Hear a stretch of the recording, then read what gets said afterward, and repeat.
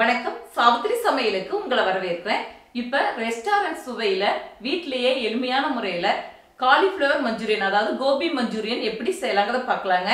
இந்த மாதிரி முறையில செய்து கொடுக்கும்போது சின்னவங்கல இருந்து பெரியவங்க வரைக்கும் விரும்பி சாப்பிடுவாங்க. சேனலை தொடர்ந்து பாருங்க. சேனலை சப்ஸ்கிரைப் பண்ணாதவங்க சப்ஸ்கிரைப் பண்ணுங்க. உடனடி அப்டேட்டுக்கு பக்கத்துல இருக்கிற பெல் பட்டனை கிளிக் பண்ணுங்க. பெல் பட்டன்ல ஆளுங்கிற பெல் பட்டனை கிளிக் பண்ணா நான் போற வீடியோ உங்களுக்கு உடனே நோட்டிபிகேஷன் வந்துருங்க. வாங்க இப்ப வீடியோக்குள்ள போகலாம். 3/4 கிலோக்கு கொஞ்சம் கூடுதலா காலிஃப்ளவர் எடுத்துங்க. சின்ன சின்ன துண்டுகளா நறுக்கி வச்சிருக்கேன். இப்போ சுடுதண்ணி நல்லா கொதிச்சிருச்சுங்க. இப்போ நறுக்கி வச்சிருக்கிற காலிஃப்ளவரை 2 நிமிஷம் இந்த சுடுதண்ணில அலசி எடுத்துக்கிட்டா போதுங்க. இப்போ சுடுதண்ணில 2 நிமிஷம் நல்லா அலசி எடுத்துட்டேங்க. தண்ணி வடிச்சிட்டு எடுத்துக்கலாம். இப்போ காலிஃப்ளவரை சுடுதண்ணில அலசி எடுத்ததுங்க. சூடு ஆறிடுச்சு. சூடு ஆறி இருக்கணும். இல்லாட்டினா நீங்கள் நார்மல் வாட்டரில் நல்லா குளிர்ந்த தன்மையில் கழுவி இருக்கணுங்க. சூட்டோட நம்ம இந்த மசாலா பொருளெல்லாம் கலக்கக்கூடாது. இப்போ தேவையான பொருட்கள் எல்லாமே சேர்த்துக்கலாம். தேவையான அளவுக்கு உப்பு, இது கூட 1 டீஸ்பூன் அளவுக்கு இஞ்சி பூண்டு விழுது, 2 டீஸ்பூன் மிளகாய்த்தூள். நான் வந்து காஷ்மீரி மிளகாய்த்தூள் எடுத்துருக்கேங்க. அதிகமாக காரம் வேண்டாங்கிறதுக்கு வேண்டி நீங்கள் காரம் வேணா நார்மல் மிளகாய்த்தூள் 1 ஸ்பூன், காஷ்மீரி மிளகாய்த்தூள் 1 ஸ்பூன் எடுத்துக்கலாம். 1/2 டீஸ்பூன் கரம் மசாலா தூள், 2 டேபிள் ஸ்பூன் கார்ன்ஃப்ளவர் மாவு, 2 டேபிள் ஸ்பூன் மைதா மாவு. நல்லா ஒன்று சேர கலந்துட்டுங்க. கொஞ்சமாக தண்ணி தெளித்து நம்ம கலந்து வச்சுட்டு உடனே பொரிச்சு எடுத்துக்கலாங்க. ஊற வைக்க வேண்டியதில்லை ரொம்ப நேரம். இப்போ கொஞ்சமாக தண்ணி தெளித்து விட்டு நல்லா கலந்துக்கலாங்க.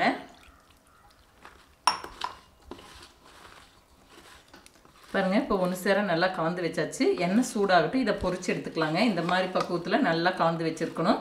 எல்லா பக்கம் மாவு நல்லா கோட்டிங் ஆகிருக்கணும். இப்போ எண்ணெய் காஞ்சிச்சுங்க. கொஞ்சமாக உதுத்துட்ட மாதிரி போட்டுக்கலாம். எண்ணெய் நல்லா காஞ்சிருக்கணுங்க.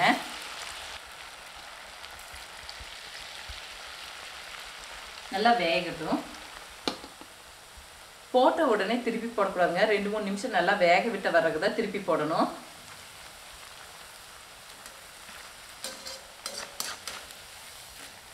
நல்லா வேகட்டும்.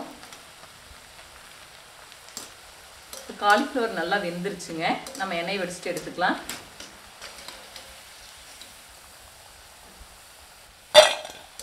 இதே மாதிரி மற்றது எல்லாத்தையுமே பொரிச்சிட்டு பார்க்கலாங்க. இப்போ காலிஃப்ளவர் பொரிச்சு வச்சாச்சுங்க. அதே மாதிரி மஞ்சூரியன் தேவையானது எல்லாமே எடுத்து வச்சுட்டேன். ஒவ்வொன்றா வதக்கி விட்டுக்கலாங்க. ஒரு பெரிய வெங்காயங்க கியூப் டைப்பில் இந்த மாதிரி நறுக்கி வச்சுருக்கேங்க. 1 டேபிள் ஸ்பூன் கார்ன்ஃப்ளவர் மாவு எடுத்துருக்கேங்க. கொஞ்சமாக தண்ணி விட்டு கட்டிகள் இல்லாமல் கரைச்சி வச்சுக்கலாம். இப்போ பொரிச்ச எண்ணெயிலேயே 1 டேபிள் ஸ்பூன் ஆயில் விட்டுக்கலாங்க. இப்போ 7-8 பூண்டு பல் பொடி பொடியாக நறுக்கி வச்சுருக்கேங்க. இதை வதக்கி விட்டுக்கலாம். இப்போ பூண்டு பல் நல்லா வதக்கி விட்டாச்சுங்க. இது கூடவே வெங்காயத்தை சேர்த்திக்கலாங்க. மீடியம் சைஸ் குடமிளகா சன்னமாக நறுக்கி வச்சுருக்கேங்க. இதையும் சேர்த்திக்கலாம். வெங்காயம் ஓரளவுக்கு வதங்கினா போதும். இப்போ கொஞ்சமாக உப்பு சேர்த்துக்கலாங்க. ஏன்னா டொமேட்டோ சாஸ் சோயா சாஸ்லேயே உப்பு இருக்கிறனால அதிகமாக உப்பு சேர்த்திக்கூடாதுங்க. குடமிளகாவும் ஓரளவுக்கு வதக்கி விட்டுக்கிட்டா போதுங்க. இப்போ சாஸ் எல்லாம் சேர்த்துக்கலாம். 2 teaspoon red chilli sauce. Red chilli sauce இல்லைன்னா நீங்கள் மிளகாய்த்தூள் 1 டீஸ்பூன் சேர்த்துக்கலாம். 1 teaspoon soya sauce, 3 table spoon tomato sauce. நல்லா கலந்து விட்டுக்கலாம். கார்ன்ஃப்ளவர் மாவு தண்ணி விட்டு கரைச்சி வச்சுருந்தாலும் கூடங்க மறுபடியும் ஒரு தடவை கரைச்சிக்கணும். ஏன்னா அடியில் போய் உங்களுக்கு கட்டியாக தங்கிக்கும். இப்போ இதை ஊற்றிக்கலாங்க. மீடியம் ஃப்ளேம் வச்சுக்கணும். இது கூட கொஞ்சமாக தண்ணி சேர்த்திக்கலாங்க. கார்ன்ஃப்ளவர் நல்லா வெந்து வரட்டும். விருப்பப்பட்டால் நீங்கள் பொடியாக நறுக்குனா ஒரு பச்சை மிளகாய் கூட சேர்த்திக்கலாங்க. நான் இதில் வந்து மிளகுத்தூள் சேர்த்துறதுனால பச்சை மிளகாய் சேர்த்திக்கலேன். இப்போ நல்லா வெந்து வந்துருச்சுங்க. இது கூட பொரிச்சு வச்ச காலிஃப்ளவரை சேர்த்திக்கலாம்.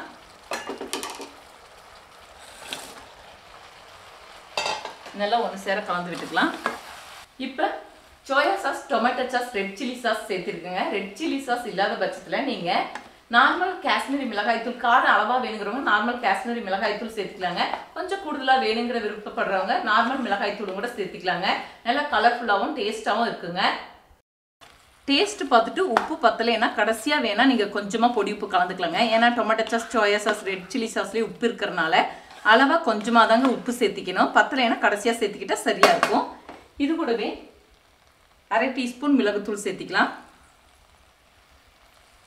கொஞ்சமாக பொடியாக நறுக்கின மல்லித்தலை சேர்த்திக்கிறேங்க. மல்லித்தலைக்கு பதிலாக நீங்கள் பொடியாக நறுக்கின வெங்காயத்தாள் சேர்த்திக்கலாம். என்கிட்ட வெங்காயத்தாள் இல்லாதனால நான் பொடியாக நறுக்கின மல்லித்தலை சேர்த்திக்கிறேங்க.